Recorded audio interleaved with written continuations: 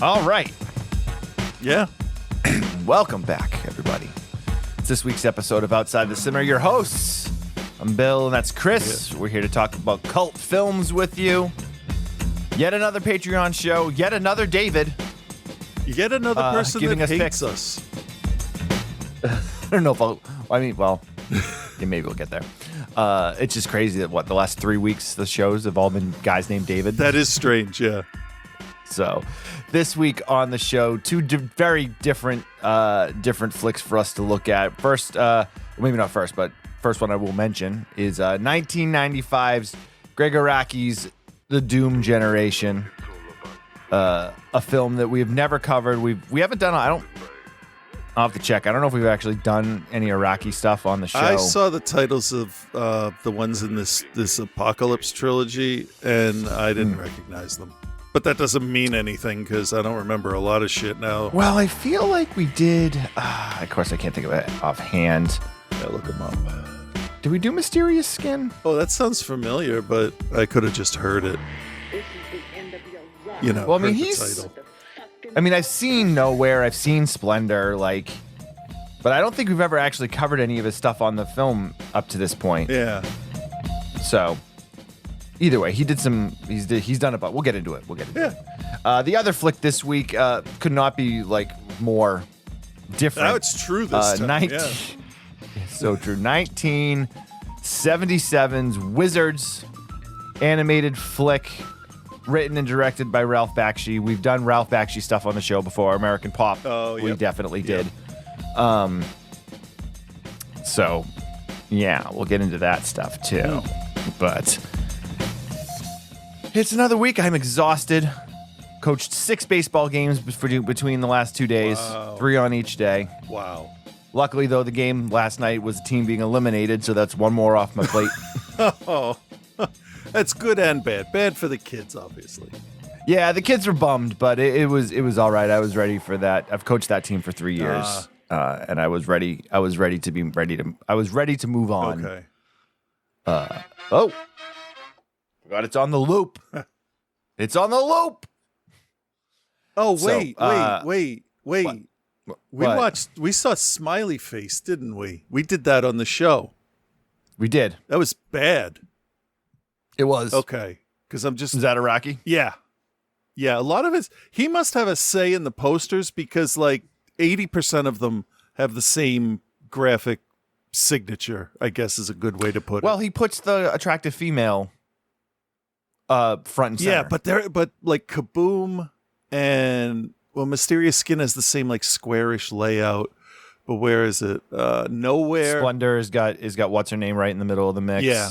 Doom Generation had Rose McGowan right up front. Yeah, but a lot of them Smiley Face had Anna Faris. It's the you get the scope frame in there, and it's all just different images from the film, which is different because wasn't the Doom Generation VHS box Rose right there on the front pointing, and it's a little bit of an angle red up background. shot. Yeah, okay. Yeah, so if you go on IMDb, the main art there is not the art that probably everyone is most familiar with. Right.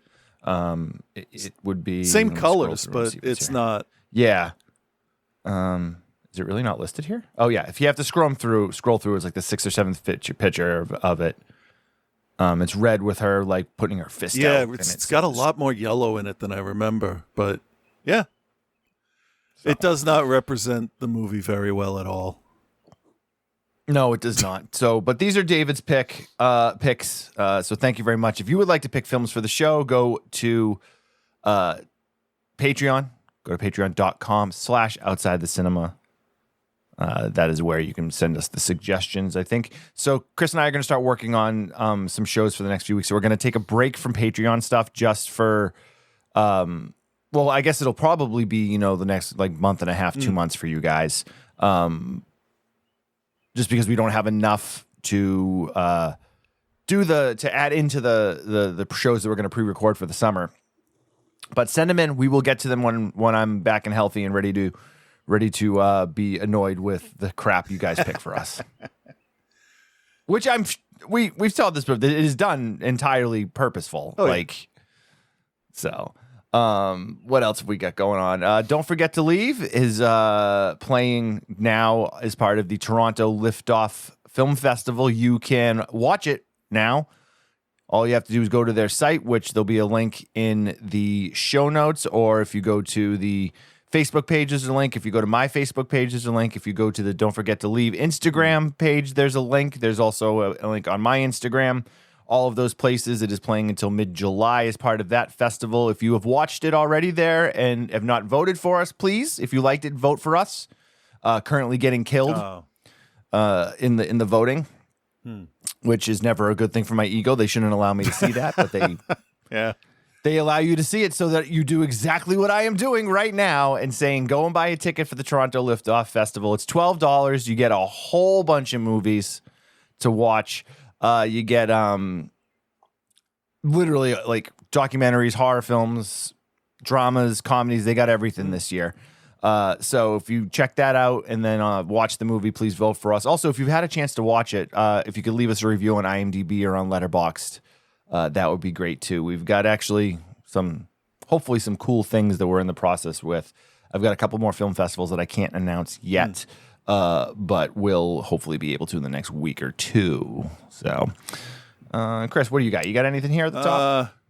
No, I'm working on two series of art things that are wildly different from each other, and I'm just waiting to get enough of them together so I can like lean back on having reserves. One of the series is I'm just kind of inspired by the photos in Savage Land and how little information you need to put together a face in the dark. So I'm playing with that. I'm trying to learn some new techniques there. And the other thing is, I think I'm going to call it the Parallel Project, and it's going to be 3 different parallel universes to ours. And each one's going to be based off of my birthday, the girl's birthday. Those will be the numbers. So then the ones with the kids will be the weirder looking animals. And the ones in for Ellen's birthday will be the cute ones, and then mine will be dangerous, I guess. Because originally I was going to go with monster, but I'm like, animals aren't monsters, and you can't have an entire planet and ecosystem full of monsters, but you can have animals that are dangerous. So I have like 50 of those already. And I'm making up funny names for them. I'm basing them off shapes of stuff, and trying to make, like, say, a squat, spidery kind of form look cute. Because I've never done cute, so it's difficult. Okay. So that's just what I'm doing to keep myself entertained. Yeah. Okay. That sounds cool to me. Yeah. I'm excited. I'm also working on a picture that I'll announce a little bit later on. This one's. It's different, but can I show you this? Because I'm sure proud of my kids. So Father's Day, not a huge holiday, right? But happy Father's Day. So my kids knit, and every time your kid asks you, what's your favorite, you have to remember that this could be going towards something you like. So answer the question seriously, right? So if I say that overall, my favorite Muppet on Sesame Street is Frazzle, but if I could be friends with any of them, it would be Grover. Ripley she just sat down and hand knitted a cute little Grover. Now, here's the other thing. So for my birthday, Rip did that Moogly, the Ghostbusters logo thing. Nova made wanted to make one of the metal flowers from Horizon, and she wanted it to be all intricate and put a light in it and stuff. But she had school in stage 1 and ran out of time. But she made a plant from Horizon, and the long lost Disney Epcot Center attraction. Yeah, absolutely. Right? And then she's super embarrassed about this, but. That came off. We've been watching a lot of the analog horror stuff, and Vita Carnis is one of our favorites. I enjoy Vita Carnis. So myself. The trimming, the little pet. Yep. Ah, very She nice. says, I haven't knit in like 6 months, but she's like, here's a little pet for you. And that's just, when I was little, I always wanted, I didn't want to make gifts for people because I never thought they'd be good enough or that they'd appreciate them. But now I see that they would have. The right people would have, because I would rather have that than, because I'm going to take it to work after. One of the legs just came off as I was straightening it. Because that's all right. You she was rushing. She was rushing to get it done because she didn't want to miss the day or anything. But that's okay. So they're going to go to work with me, my Moogly Godzilla Grover, and I actually have a painting, self-portrait that I think it was Nova painted of me, and Rip's cute, like kawaii looking creature from the Black Lagoon, which is nice. So. And I think tonight we're going to watch that Netflix Ultraman movie. That's about all I got going on. Oh, cool. Yeah. I love you you're so good at this too, where like, I'll be like, hey, Chris, you got anything going on you want to talk about? You're like, no, nothing at all. And then you manage to extend the segment for a good 10 to 15 extra minutes. It's great.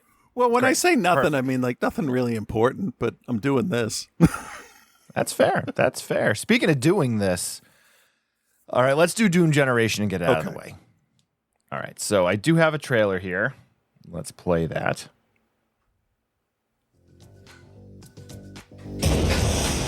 I feel really weird tonight. Like something's gonna happen. Me too. What's your name anyway? Xavier. Is it cool if I just call you X? There's something evil about him. That'll be 666. Pick up, girlie. What are you gonna do, shoot us? Scram! Gonna ask you to do us any big favors, huh? Well, pardon me for rescuing your ingrained ass. The suspects appear to be heading north. I hope we die simultaneously. Like a nuclear bomb blast or something. You're so romantic.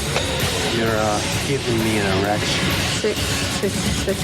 Have either of you ever had sex with an animal? Just you. Should be considered armed and dangerous. Scares me, Jordan. So have you ever done that? Like, have sex with two people at the same time? Mm-hmm. No. Dan, you don't. I love you, darling. He said you love me? You know that I really only love you. I love you! I love you can mean a lot of things.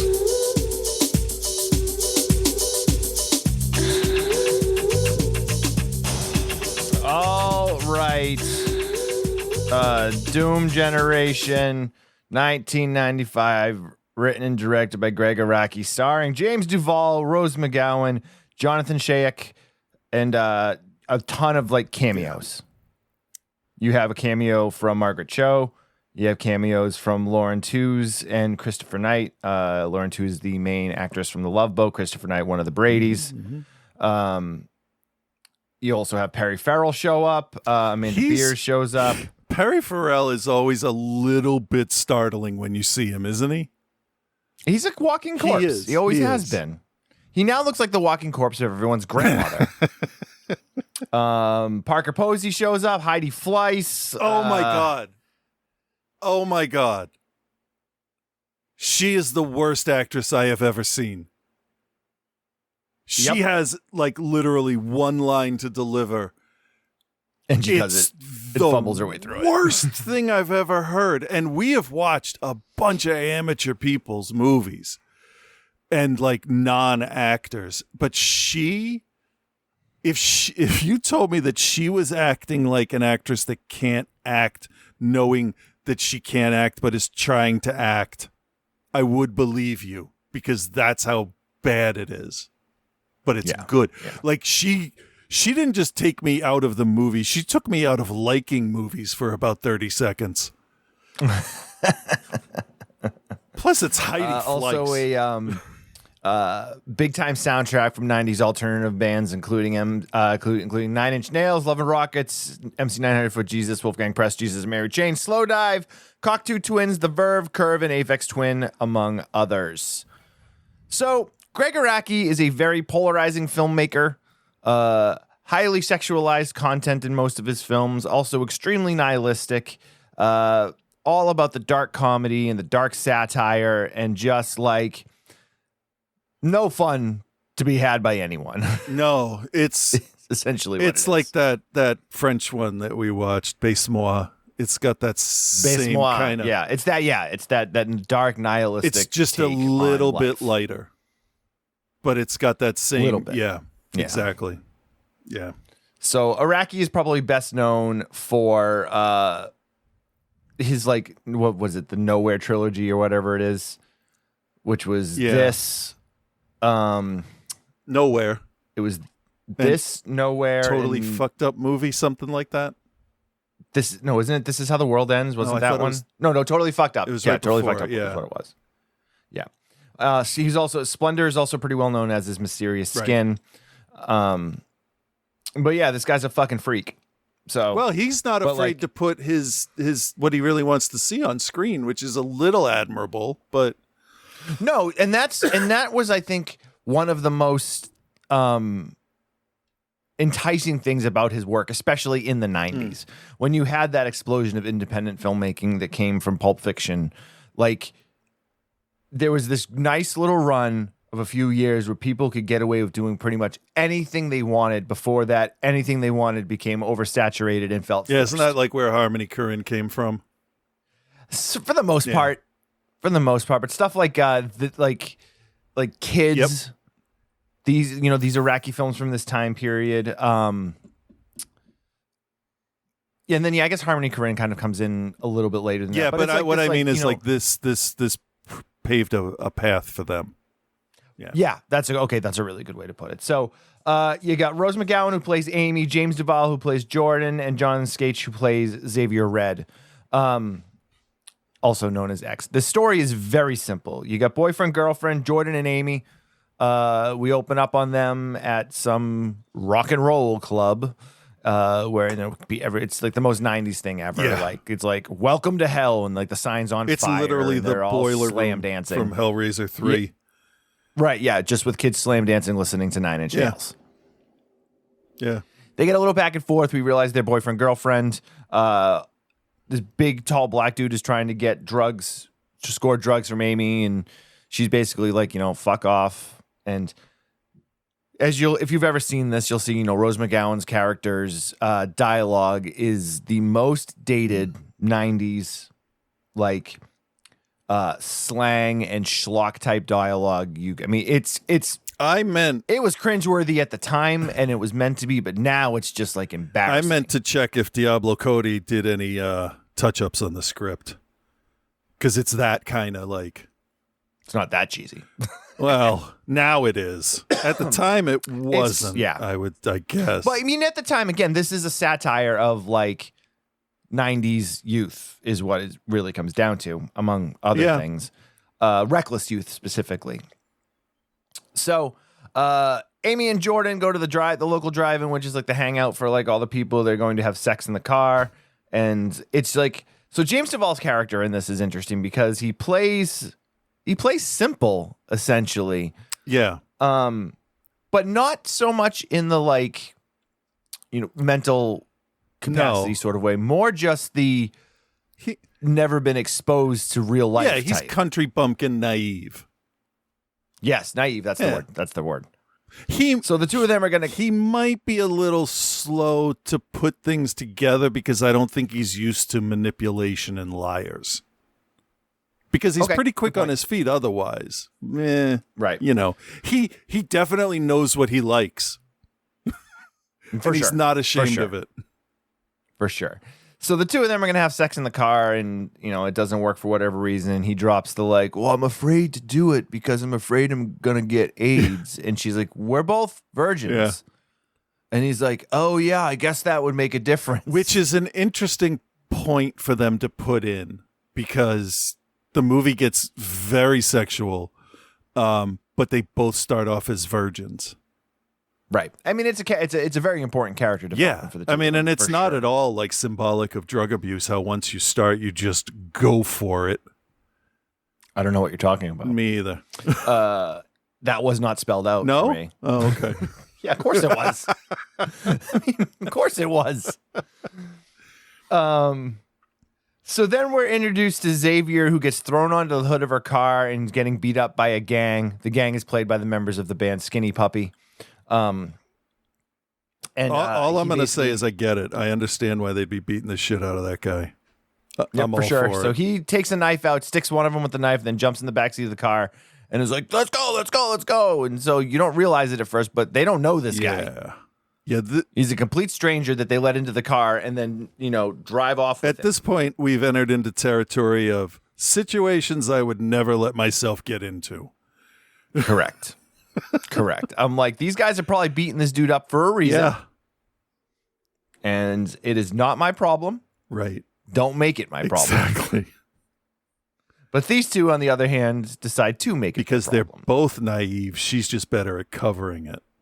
Yes, she is Malfi. Yeah. And has lots of quippy names for people. She's like an But, angsty really- Spider-Man. Yeah. But again, the drug addiction thing is immediately brought into this, whereas they hung with this guy for a few minutes and then they thought they could get rid of him and they couldn't. Yeah. And he's So always they in go the into, back seat, hanging on the back of the Yep. seat. So they eventually kick him out of the car because he starts being rude, and Amy's just like, "You're gross, get out of here." So they go to a local Quickie Mart, and they are gonna get some food, and they realize that they don't have any of their money because it sounds like the dude actually they make it sound like he stole it from them. Yeah. Which I don't understand how, but I don't understand how either, but either way, the stereotype of the Asian store owner with the shotgun is there. He's going to take them out because they didn't have the $6. Everything costs $6.66. which every single time my eyes rolled 666 times. It wasn't funny the first time, nor the last. No, and I don't see that as clever anymore. No, not at all. It's just not at all. All right, fine. Low hanging fruit Yeah. on the ground, rotting. Yeah. Next to the dead horse. So then Xavier shows up again and he grabs the guy with the gun and he's like, "You guys got to get out of here. You got to get out of here." And then, of course, the guy ends up getting shot in the head, but his head flies off and lands in the hot dog bar Yeah. and continues to talk afterwards. Yeah. So what's going on now? I don't understand what happened to the movie at this point. And it's supposed to be that moment of you've made a mistake. You now have a choice of what you want to do with it. Okay, yeah. And the choice that they make is the Well, wrong yeah, one. because they're stupid teenagers. Yeah, they're supposed to be 18 or whatever. Yeah. And now they're in the car where they got this guy with them, and they're now basically on your very classic running from the law thing. Yeah, I did think that the shotgun that early in the scene was a little off because those kids don't look like a threat.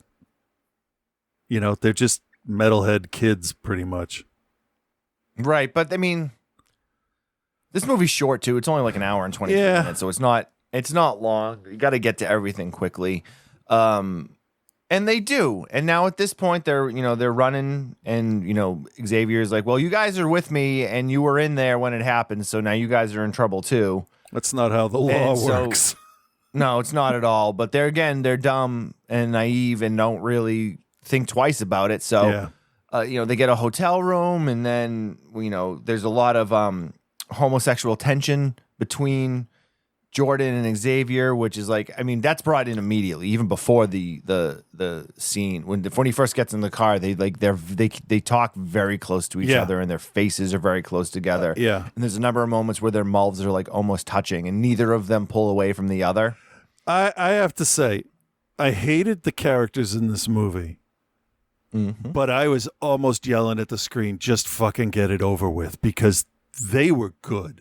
They were really outstanding in those scenes. And I think I all bought of the it. acting in this, other than Heidi Fleiss, yeah, yeah. I mean, all of them, the three main characters, be it James Duval, Rose McGowan, and Jonathan Skitch, I thought the three of them are If I excellent. had to rank them, Rose may come in third on that. Yeah. But her character is also kind of meant to be that sort of She's more an archetype than a person. yeah. Which is why every group that they run across, there's somebody there that thinks they've dated her because even though she's an individual and unique, there's a billion girls out there that looked like her at the time. There's a billion young girls out there that are individual and unique. Yeah, yeah.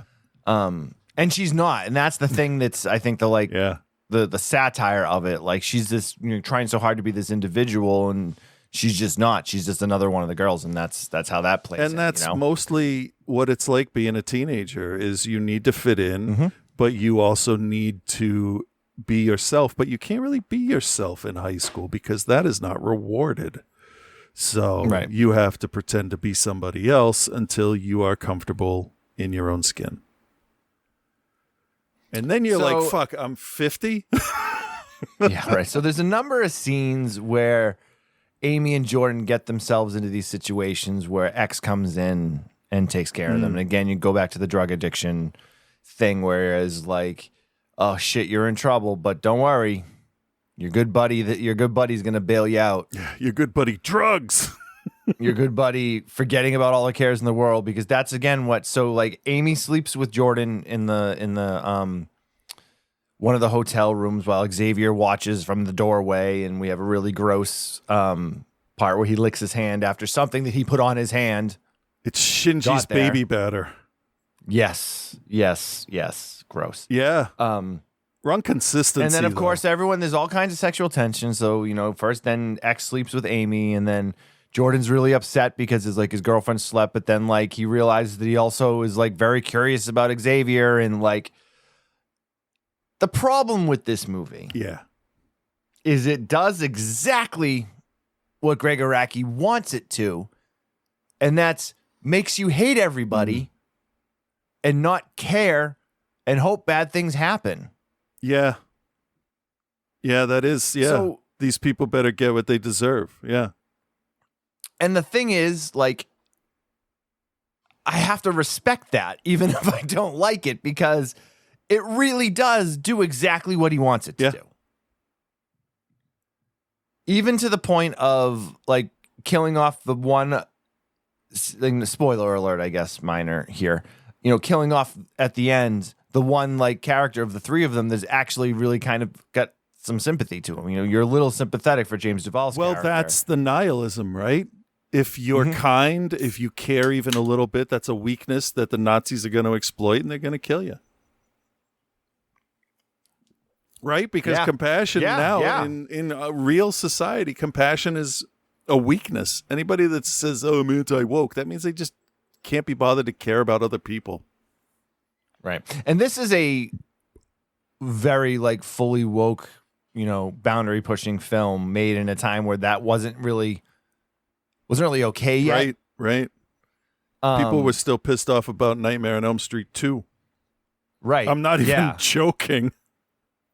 And he's so in your face, like during the credits, like before, it says a heterosexual film by Greg Araki. Yeah. Like that was weird, but I understand why he felt he needed to do, or why he wanted to put that there. Mm-hmm.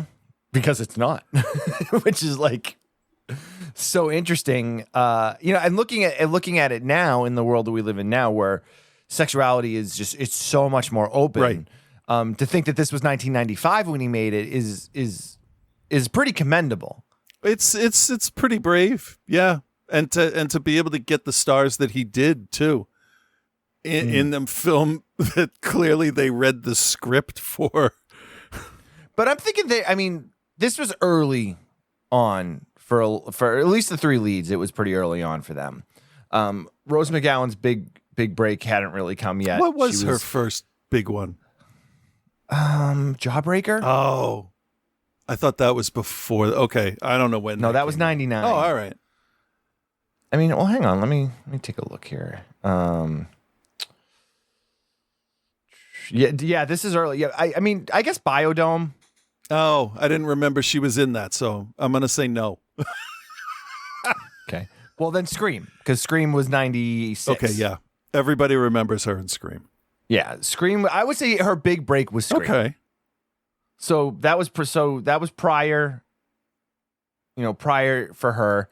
Let's take a look at James Duvall here. I want to say, Independence Day was his big thing. Probably right. Wait, you mean Mars Attacks? Was he the kid in Mars Attacks? He was one of Randy Quaid's sons. Oh, in Independence Shit. Day. Okay, sorry. There's the kid in Independence Day and the kid in Mars Attacks sort of look the same. Right. All right. Well, hang on. Let me get his stuff up here. He's got 150 acting credits Wow. now. If you go back down, so let's see here. He was in the Nine Inch Nails video for Broken. He was in Totally Fucked Up. Okay. Independence Day is is the next thing he did after this. Oh, So I would say, yeah. And he was in Nowhere also. okay. Well, this helped his career then. Good. It did. It did. So yeah, I mean, big break probably because James Duval probably wasn't at the level that Rose McGowan was. But Jonathan Sketch, he's been in a million things. He was in the Prom Night remake that we watched not that long ago. He was the main guy. I mean, his big break was That Thing You Do. Who was he in that? He was Jimmy. He was like the main guy in the band. Not the main guy, but like Was he the I quit? yeah. Okay. All right. Yeah. Good. Because for some reason that popped in my head at one point, and I'm like, why am I thinking about this? All right. I mean, like he was that. I also- loved his character is such a fucking asshole, and it's good to see that it wasn't a one shot deal. Yeah, I mean, and he was in American Horror Story, the hotel season. Okay. I think wasn't he in an episode of Creepshow 2? No idea. Not Creepshow 2, the Right. film. Also, he was in an episode of Creepshow. I've watched also. Creepshow. I've watched all the episodes. I cannot give you details on most of them. Okay, but he's another one. He's got 102 credits. That's good. in his thing here, and he was like a kind of like a big direct to video type guy. Okay. A lot of TV movies. All right. So he just liked working. Yeah, and he's like very like memorable too. Yeah. Yeah. Poison Ivy 2, your Oh favorite. God. Yeah. He was in How to Make an American Quilt. I probably saw that and I just don't remember. Either way, the three of them, I think, all do a very, very good job. I can't fault this movie in the way I would like to because, spoiler alert, I really don't like Yeah. it. Agreed. But he did what he wanted to, so it's really difficult to be like, oh, it's bad. It's easy to be like, fuck this movie. Right. But it's not bad, you know what I mean? Right. Because there's really good art direction, all of it, the cinematography, Incredible the sets. soundtrack. Yeah. It's all well done. It's a fucking bummer. And I'm not in the mood for that. And I have no loyalty to anyone that's cheated on me. So personally, like there's another situation I would not let fester. Mhm. And that kind of thing, like when we watched that stupid fucking truck stop shooter movie and we're Oh, yeah. introduced to our main sympathetic character as she's just done fucking somebody else. Yeah. Come on, fuck your movie and fuck you. Well, and I think But the this thing was supposed to be. She's supposed to be Yeah. unlikable. But and the difference here too is since they're what's the word I want to use? So since they're thrown into this situation together and we can see that it's going to end up with the three of them having a threesome, like we know that that's going to happen. But when she sleeps with the ex character without Jordan's knowledge is where you're like, okay, her character is super questionable. Yeah.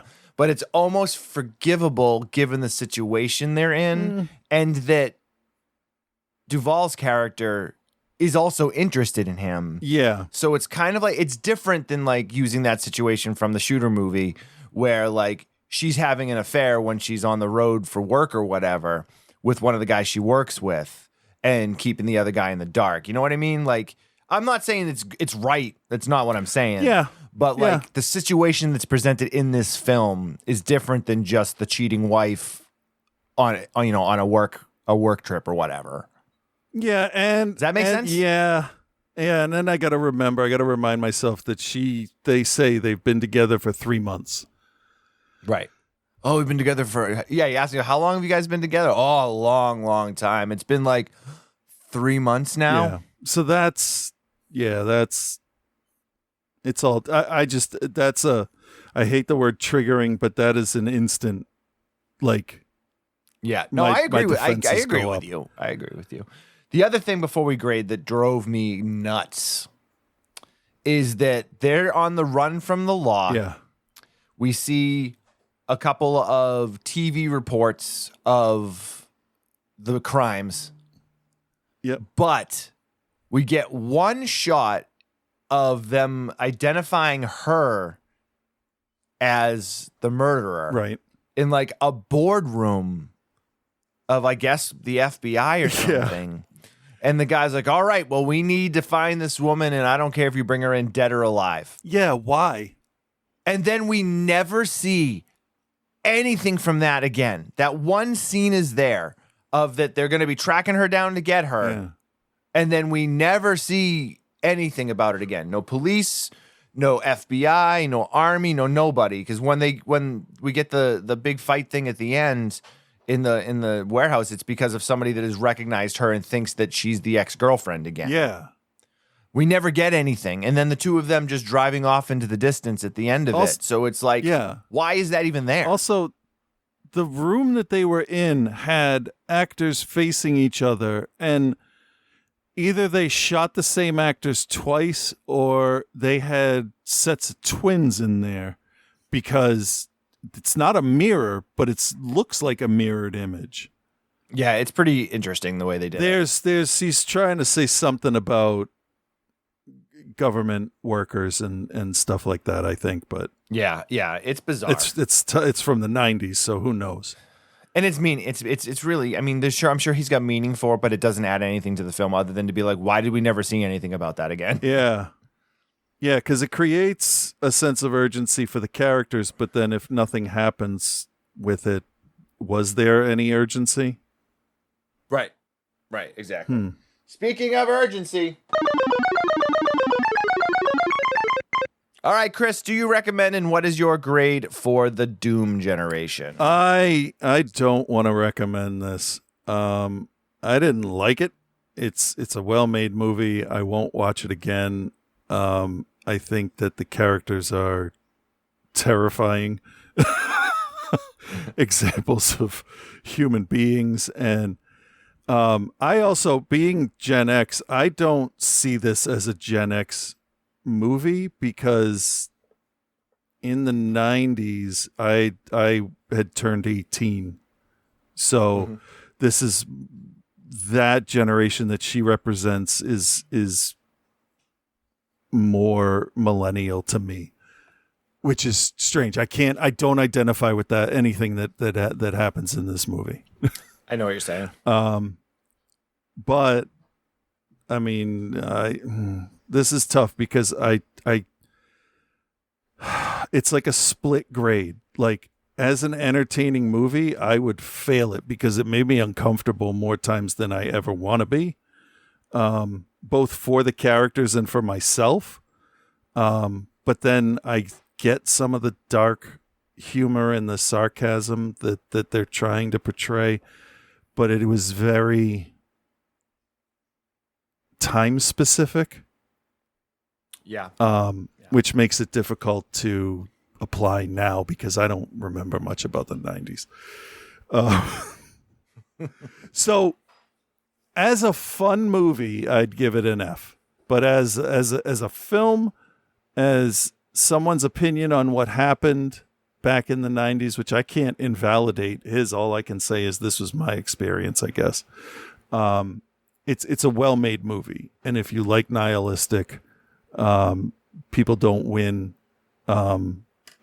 endings. And there's a movie, and I can't remember because I'm having a brain problem today. Dustin Hoffman interrupts a wedding. What movie was it? Tootsie. It was Tootsie? Okay, no. But what was the... No, it was Mrs. Robinson. Yeah, Graduate. because I got that in... yeah. That's what the ending of Doom Generation apes on. It's like, okay, well, we did what we wanted, but now what do we do? because I think Rose realizes, oh, I'm going to have to talk to this guy now instead of just fuck him. Shit. That classic Cool Ranch Dorito bag, though, made me want some Doritos real bad. 100%. 100%. So I like that. I like the little bit at the end, too. It doesn't give you hope, but it gives you a sense of realism in that, yeah, we can follow all of our desires and our wants and needs, but we're still down a person that we're going to miss. Right. And I don't know you. So I don't know what I'm saying with this, but it's it can't be that far off from stuff that happens in real life. It's except for the talking severed head, of course. But weird things happen in this movie. It makes it a little bit surreal, almost like the people aren't paying attention to what's happening and they're only hearing snippets of it, and their brains are filling in the rest with nonsense. Yeah. The whole lost an earring thing never really played any part. Oh, you can file it right in there with the FBI thing. Yeah. So I didn't put that together until just now because, like, I don't know. I forgot about the earring. But I thought that was going to be a way for X to just create paranoia. But it wasn't, because he sort of liked both of them. Yeah, I don't know. Yeah. So the movie made me uncomfortable. I'd give it a D for that. But it's a very well-made movie. So if you want to see a film about irresponsibly having sex teenagers, that's not a sentence. Then this isn't a bad one. Okay. I don't know. I don't know how I feel about this. So there you go. All right. So, all right. Well, I'll say, I don't like it. I really don't. It made me uncomfortable. Like, but again, as I said earlier, that is exactly what they were going for. So I can't fault that. So I'm going to recommend it. It's not as uncomfortable as something like Happiness or, Salo. Basse-Moi or something like that. It's not uncomfortable on those levels, but it's definitely uncomfortable and it's trying to get under your skin. But I think it offers a really, really good picture of that mid-90s independent pre-mumblecore type, like, throw everything at the wall, push whatever boundary we can, and see what we can get away with aesthetic that was around at that time before it became, like stereotype of 90s filmmaking or whatever, Rose McGowan is great in this, and with all the things that she's, come out and said about, early in her career, things that she had to do and stuff. Like, she looks incredible in it. Like, she plays the part perfectly. Yeah, she was a cute little kid. She played the role right. Yeah. Like, she had the look for it. She had the feel for it. She had the attitude for it. Yeah. I think James Duvall also plays that kind of aloof, dumb, not ready for real life character very well. Yeah. I just don't like it. Yeah. But I don't know if you're supposed to like it. That's the thing. Yeah. It's one of those films where, like, maybe you're not supposed to really be into it. So Right. I'm going to give it a B-. And that's kind of knowing that I did not enjoy it. I had not watched it in many, many years. I will not watch it again. Yeah. Unless I have a reason to. But I am a little piqued to go back and rewatch the other two films from the trilogy a little bit. I don't think I will, but interest is piqued a tiny bit. Yeah. My grade would be like yours. As a film, it's that. But as a movie that you might enjoy, no. Correct. Correct. It's well made. It's well made, and it's an engaging story. It's just made me feel slimy. It's fair. So mission accomplished. Good job, Mr. Director, writer. So we're going to shift gears here, like, completely to sci-fi fantasy, adult animation. We are going to do Ralph Bakshi's 1977 film Wizards. Here's a trailer. Out of the imagination of Ralph Bakshi, master of animation, comes the story of a mystical land in the far distant future. A land inhabited by enchanted creatures. A land ruled by wizards. Attention! Leaders of tomorrow's Master Ace! The evil Black Wolf, Wizard of Darkness, who summons up the creatures of hell and launches an army of mutants, monsters, and unspeakable horror upon the gentle people of Montagar. Only one force stands in the path of Black Wolf's evil horde, the Wizard of Good, the Messiah of Peace, the mighty Avatar. You gotta be kidding. I'm too old for this sort of thing. Ralph Bakshi's epic animated adventure, Wizards, rated PG. Okay. Ralph Bakshi, legend in the animation world, right? Yeah. He did Fire and Ice, Fritz the Cat, the animated Lord of the Rings, American Pop, which we covered on the show. He did all the animated sequences in Cool World. Yeah, legend, man. I mean, the guy's a legend, but Yeah, I know. not the best writer in the world. No, he's a legend. But why, I think, is what you were going to go with. Because if I remember right, American Pop was fucking boring for a cartoon even. Fire and Ice. It was boring despite the fact that it was like the story of American music. And like I eat that shit up and I was bored with it. Yeah. And Fire and Ice was this weird Uncanny Valley rotoscoped movie that I can't break away from watching, thinking that was a real person. They traced over the real person for that. That's a real person. And it just ruins the whole thing for me. And then there's this Lord of the Rings ripoff. Yeah. Let me just read you. I'm going to read you a just quick excerpt here from his bio. Ralph Bakshi worked his way up from Brooklyn and became an animation legend. He was born in Palestine under the British Mandate, the son of Mina Zoltan and Azari Bakshi, and is of Jewish descent. He was raised in Brownsville after his family came to New York to escape World War II. Okay. I'm going to stop there because I think all of that is very pertinent to this film. Yeah, you said, and this is funny, you said these two movies couldn't be any more different. And I would like to point out that the actual villains in both movies are Nazis. Yeah. So yeah, that's weird. It is weird. I'm going to let you run with this one because sci-fi and animation is more your thing than it is mine. So why don't you give us a quick rundown of what Wizards is about? Yeah, what Wizards is about 40 minutes of narration. But World War III and IV or something happened, and then it's 3 million years in the future. Like, that's the time skip we get.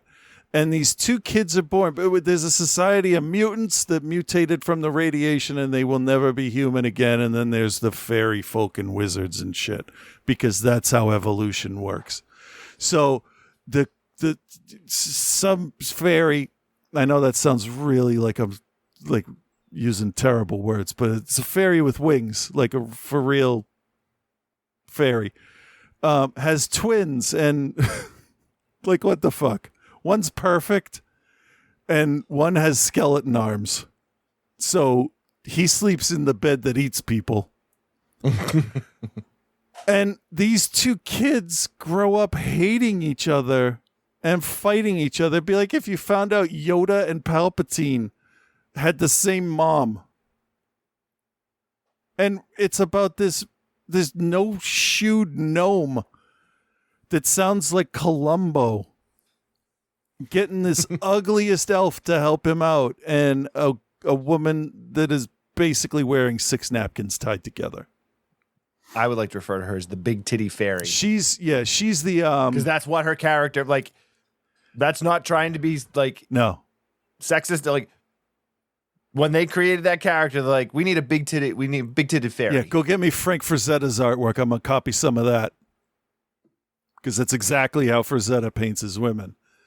Naturally curvy and, well fed.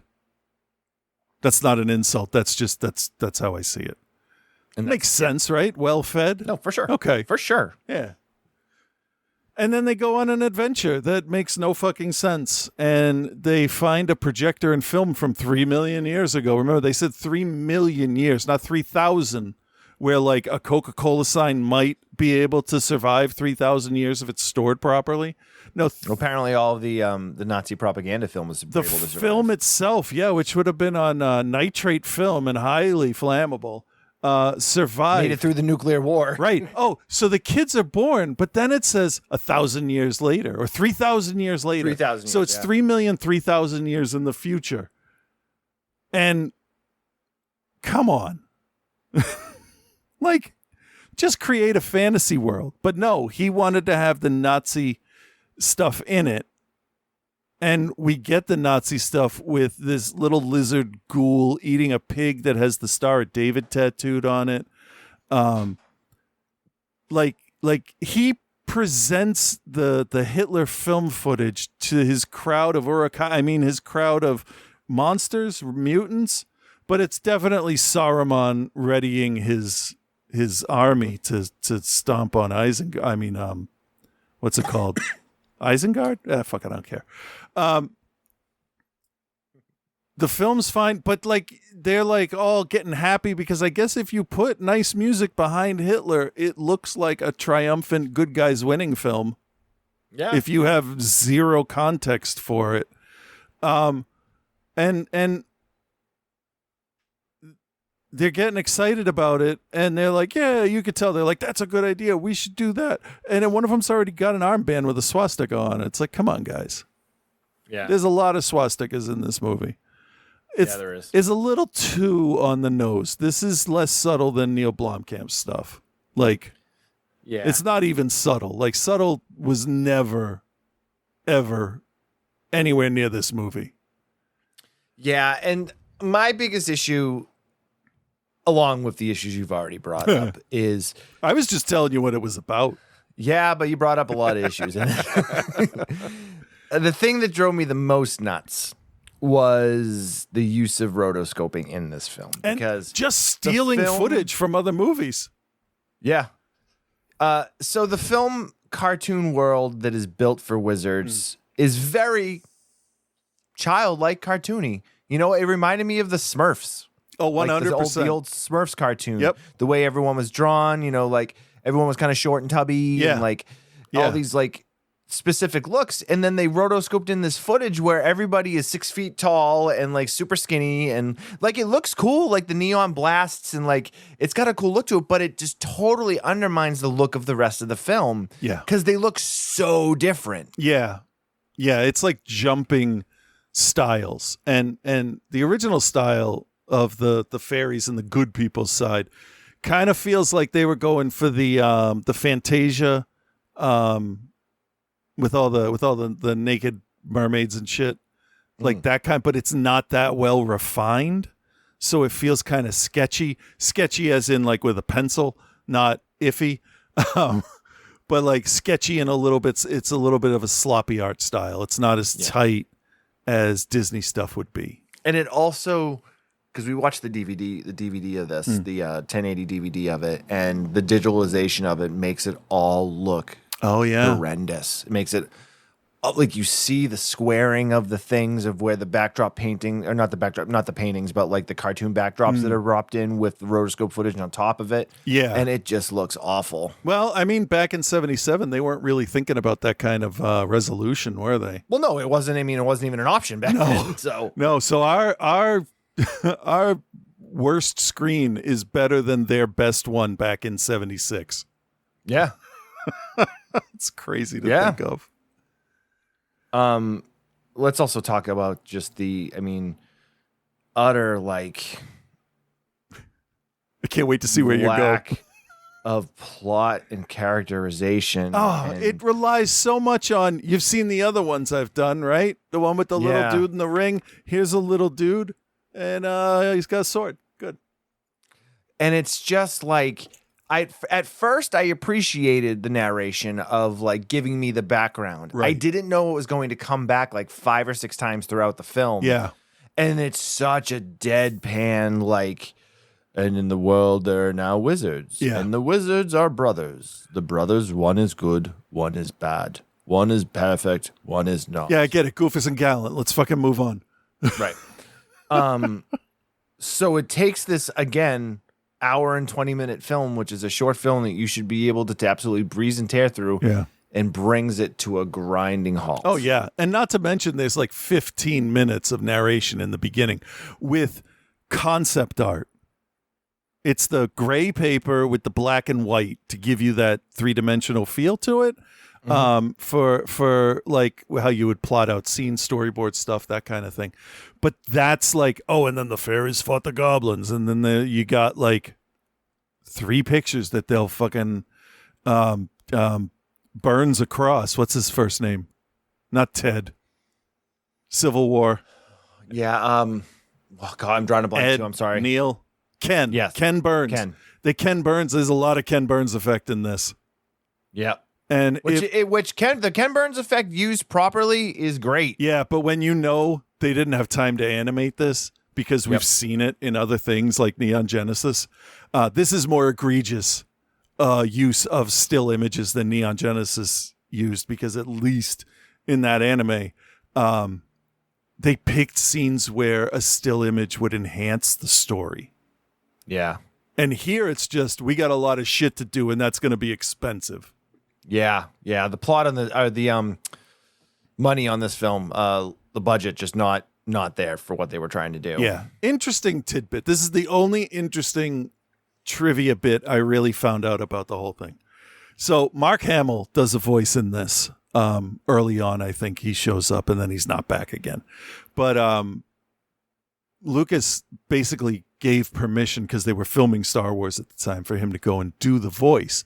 So when it came time for the final, like, putting in for whatever copyright shit for your title of your movie, this was called War Wizards. And Lucas said, hey, can you drop the word war so we don't get confused? And he's like, yeah, you lent me Mark? Sure, I'll do that. All right. That's interesting, because that is a Star Wars fact I had never heard before, which is fascinating because I didn't know there were that many of them left. But it's also really kind of heartening. It makes me feel a little better about the movie, because like he seemed like a nice guy. You know? Yeah, I gathered that too from some of the interviews and stuff that I've seen, and but the problem is just like the plot just they keep adding more to the plot as we're going on. But none of it just matters. Like, right, like there's the scene where the fairy all of a sudden turns evil, and you're like, where'd that come from?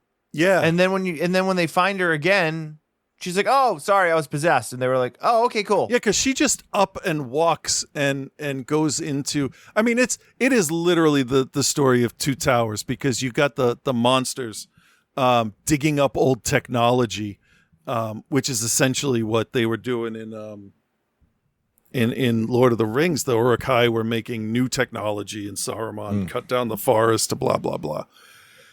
And that's essentially what they did. They're digging up old technology, which for me worked in a game like Horizon. But this technology, these World War II tanks, are like 3,003,150 years old. They're just crystalline rust, or whatever you want to call it. Right. They're gone. That you're not finding tanks. You're not finding a working projector that uses wireless electricity, which was the most interesting idea in the whole movie. But it is literally just, we have to go stop this guy. Yeah. And it's boring. But 2 things, and then we can do the thing. Sure. When our main little elf dude, Weehawk, I remembered that name, by the way. I'm proud of myself. When we first see him and he charges an enemy, the blood-curdling scream that guy gives out, the voice actor, fucking terrified me. I'm like, okay, I see why they win their wars. Because if you're going to come at me with a sword screaming like that, I'm just going to give up, because you want this more than I do. That was just, but his voice was, no one's voice felt like it was coming from the character that was speaking it. It all felt too clean. There was no echo. There was no reverb. There was nothing to make it feel like it was happening in the place it was happening. So, a little wheeze there. I heard that. Weird. All right. Well, that's great. Yeah. Great. All right. Tell me. Okay, so I don't think I'm going to recommend this. There is something that I did recognize in the film that I need to just say because I saw it. At one point when they are surrounded basically by all of the machines of Nazi war criminal stuff, the elves are talking to each other and they're like, "Oh, this happens all the time. We always win. Don't worry about it." And I've never thought this before, but I just thought that superiority breeds complacency because they got their fucking asses handed to them because they didn't know what was coming. And that's kind of symbolic of the arms race. You always have to stay one step ahead of your enemy, which then escalates the tension between your countries, which then makes it more difficult for you to find a peaceful situation. And knowing he's came originally from Palestine makes sense now. Yeah. So there were some good ideas, but I think that as an idea was buried and lost. I think that would have made a really interesting point of we need to keep our people safe, but we want to be peaceful, but we need to be ready for war. And that's an impossible balancing act, I think. All right. So, but the movie doesn't really talk about that. It's just a, well, that guy was wrong. And they move on. So if I had to give you an animator that wasn't Disney and wasn't from Japan or anywhere else, my first would be Don Bluth because his style, I think, fits the material really well, whatever he's doing. Bakshi, I know of him. I appreciate the stuff he's done. I really love his Gollum. That to me, until the third Lord of the Rings movie, like I was still like, I like reptile looking Gollum because there's very subtle things about his facial structure that was interesting. But the Lord of the Rings had rotoscoping in it as well, and probably the same fucking scenes. Because if his studio paid to use the scenes, then they'll use them again. We'll just drop bat wings on this one guy this time. That's true. So I can't recommend it. There's, like the other movie, there's some interesting things that are beginning to be explored, but the overall fantasy film tropes have to take priority, it seems.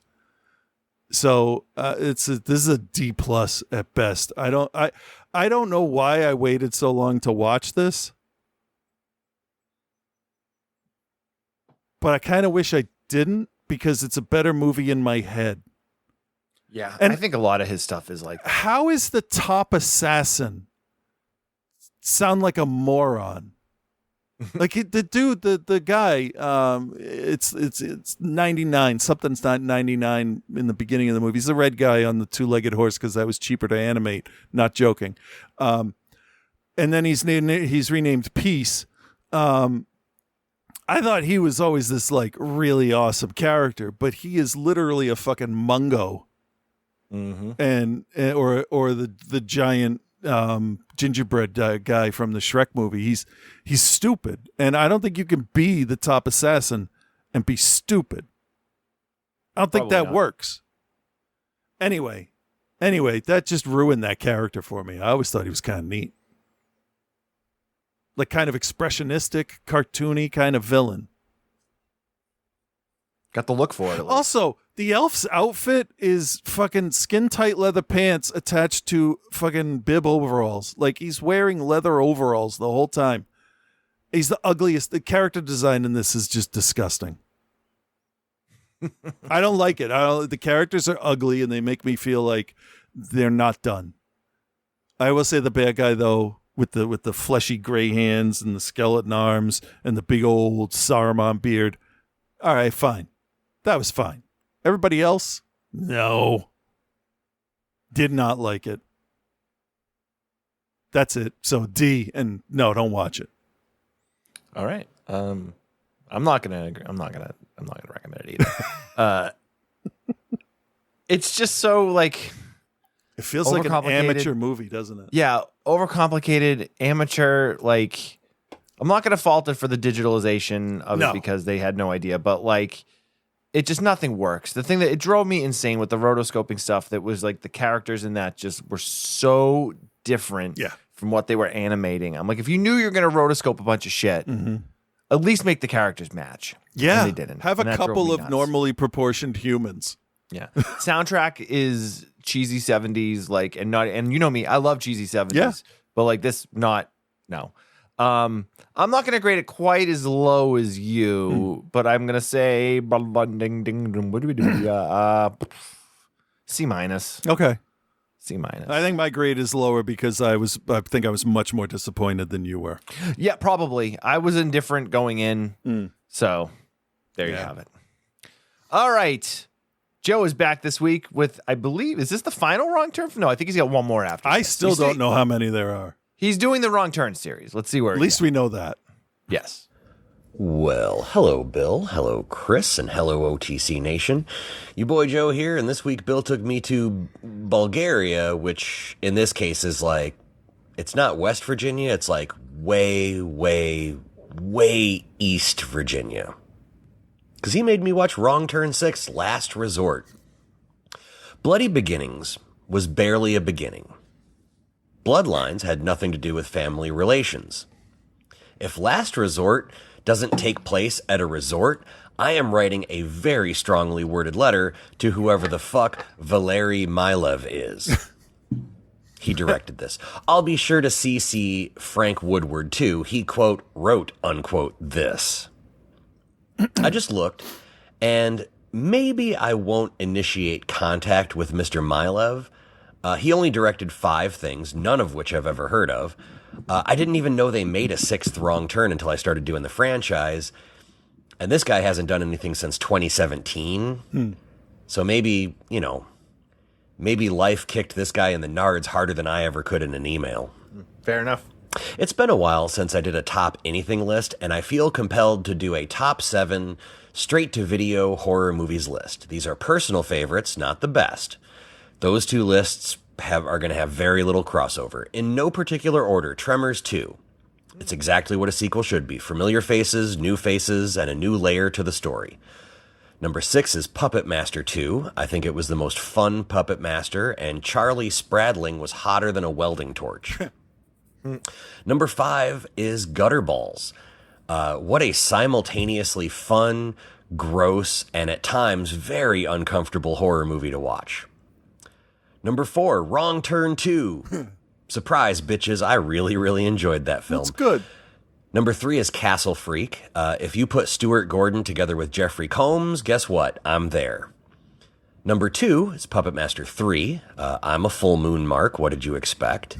And number 1 is Trick or Treat. Dude, where's my sequel?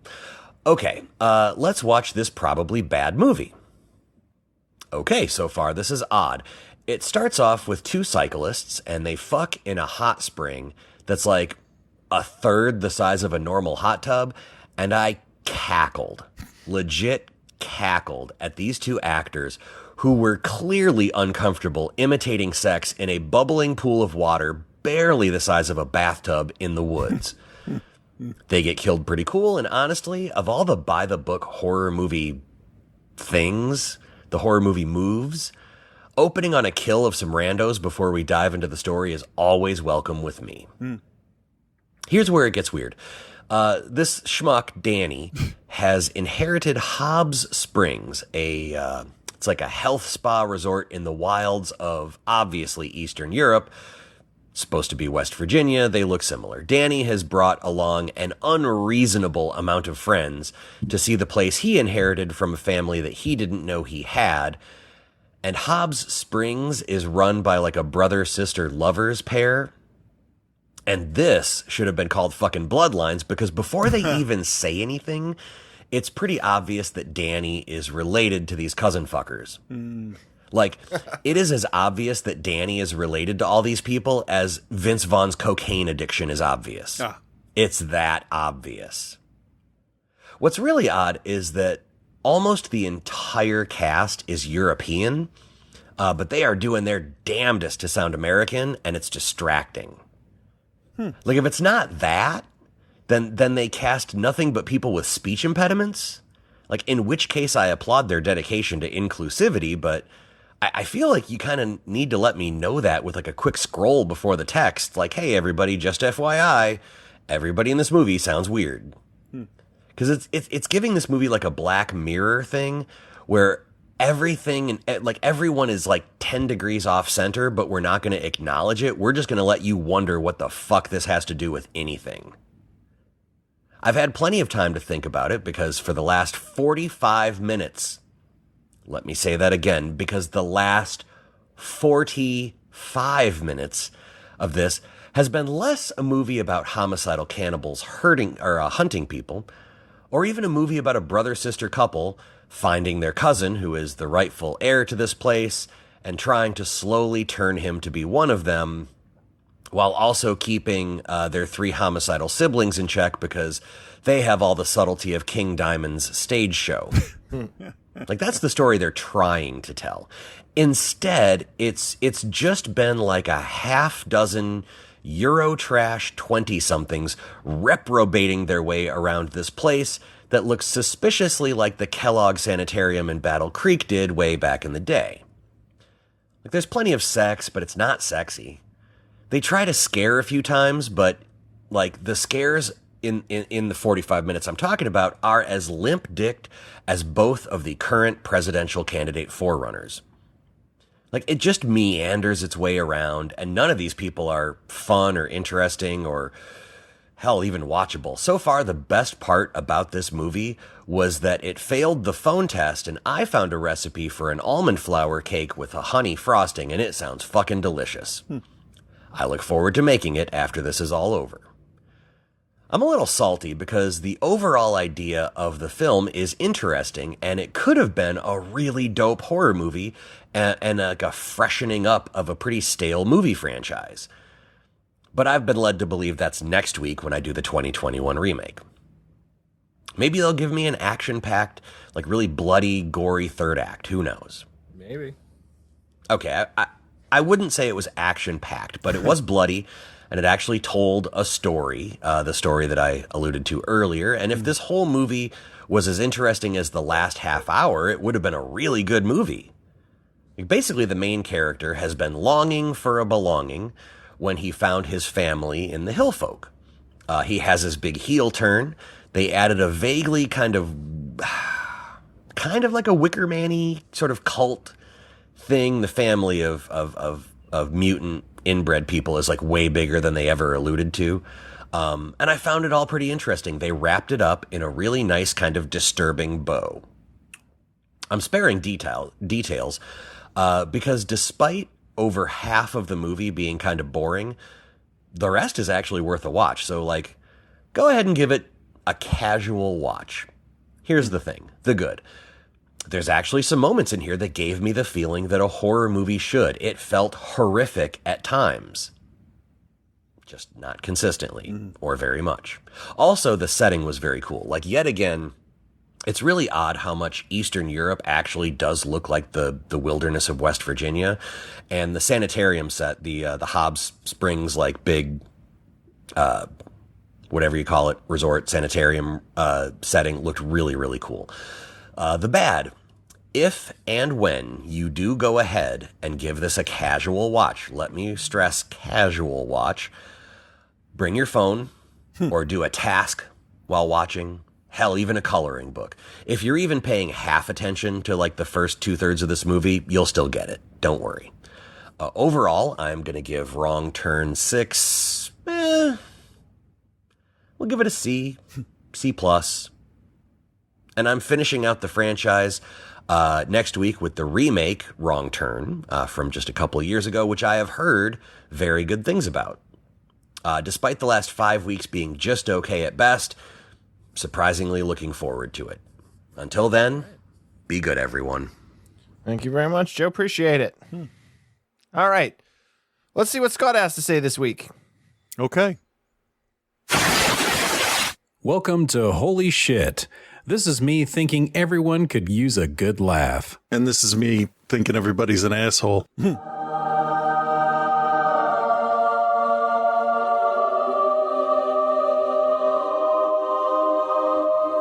What? Yeah. Holy shit. Yeah. With Reverend Scott. Oh. Ah. Too much cream.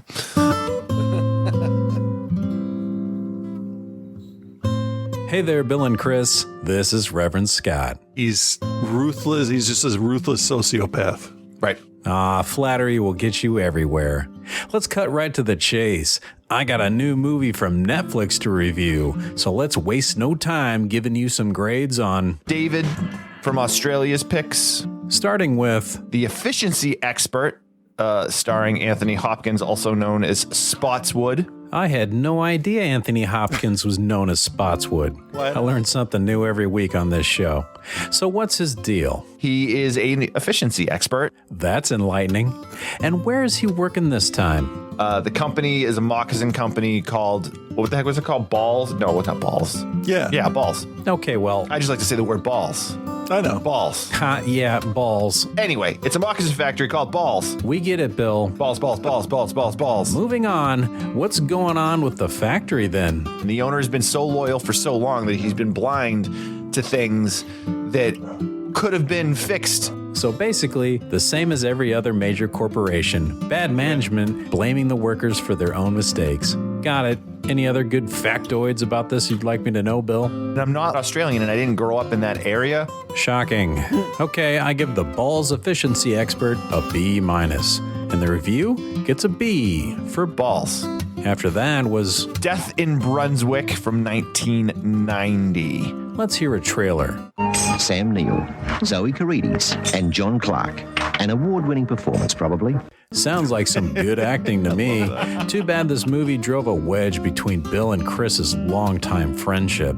I'm gonna be honest, Chris. You're my friend, and I love you, and I've known you for a long time, but I am not going to help you bury a body. I'm not going to call you. No one's going to know. Right.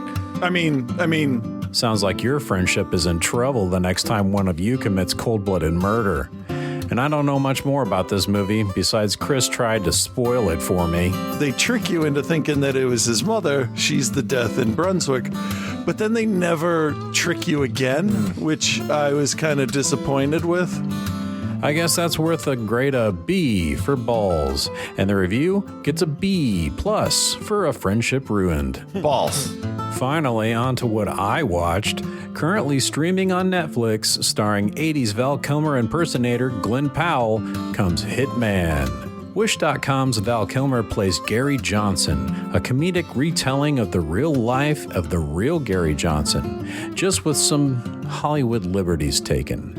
Gary is a college professor of human and social behavior or something, and he lives alone with his cats, likes bird watching, and wears jean shorts and tucks his shirt into them.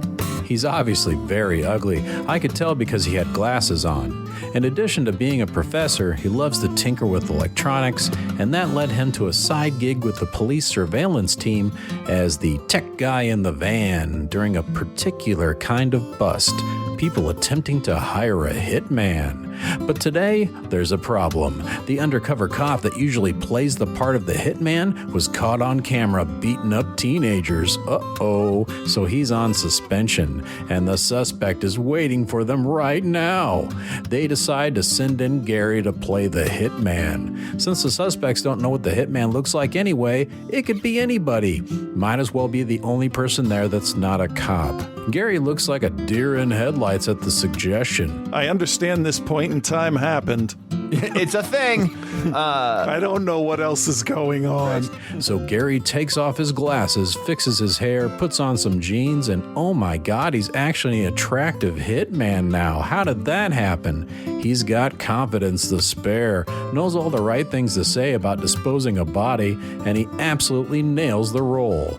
But not just this one role. He does it over and over again, reading up on the suspects ahead of time and tailoring his hitman persona to match what he feels that they would be looking for in a hitman. until one day when he meets the beautiful Adria Arjona playing Maddie, a wife totally under the thumb of an abusive husband. And as much as the police encourage him to put every suspect away with a clean conscience and just think, my hands are clean, they told me I had to do this. With Maddie, it was a little bit different. He helped her change her mind. This led to a new relationship in secret between the two of them. But not with Maddie and Gary the professor, but between Maddie and Ron the hitman. And this leads the two of them into a hot romance in secret until the ex-hitman cop catches the two of them eating ice cream together at a shop. On top of that, his Ron persona may also be wanted for questioning in relation to a crime. This is the point where Gary is thinking, I need help with this. I'm in over my head and I need help. Now, the premise of Gary being a fake hitman was fun enough for this movie. The secret romance is pretty fun too, but when the movie starts to throw curveball after curveball at you and the twists just take this movie to a whole new level. More and more, Gary has to ask himself, what would Ron the hitman do in this situation? Can he trust Maddie? Can he believe the shady cop when he tells him, why would I tell anybody? I was pleasantly surprised by this flick. I went into it thinking it was going to be something like True Lies, where it's a real hitman pretending to be a teacher, but what I got was a great alternative to that. It's crazy to think that about 90% of this story was the real recording of the real Gary Johnson. Discount Val Kilmer does a great job toning down his hotness to pretend to be an average-looking human male occasionally. This is genuinely funny and keeps you guessing throughout. I recommend checking this one out, and I give it a B+. There's a little bit of the ending I feel I kind of wanted to go differently, but it still worked well enough to keep the tone upbeat. That's something this movie does really well. No matter how much in deep shit Gary tends to get, you always feel like it makes you want to laugh as opposed to just feel like you're watching Uncut Gems and everything makes you want to have a freaking stress stroke. But that's enough upbeat tones for 1 week. I'll let you guys close out the show and hopefully convince that shitty AI to include me in the show notes again. So until I get disappointed by those, peace and love, guys.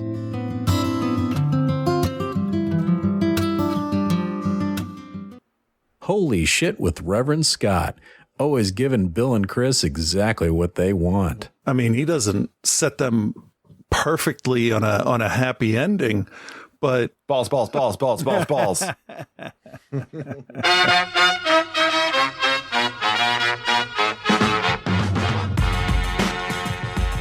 all right, there we go. That's the show for this week. I don't know what we're doing next week yet. We're going to figure it out soon, probably the next day or two. Okay. But that's, go to our Facebook group. Follow us on Instagram, OTC Bill at Cthulhu. Go see Don't Forget to Leave on the Toronto Liftoff Film Festival. We got a couple more festivals we're announcing soon. And that's pretty much it, right, bud? I think so. Cool. All right. Everyone have a good week. We'll talk to you soon. Yeah, bye. Bye-bye.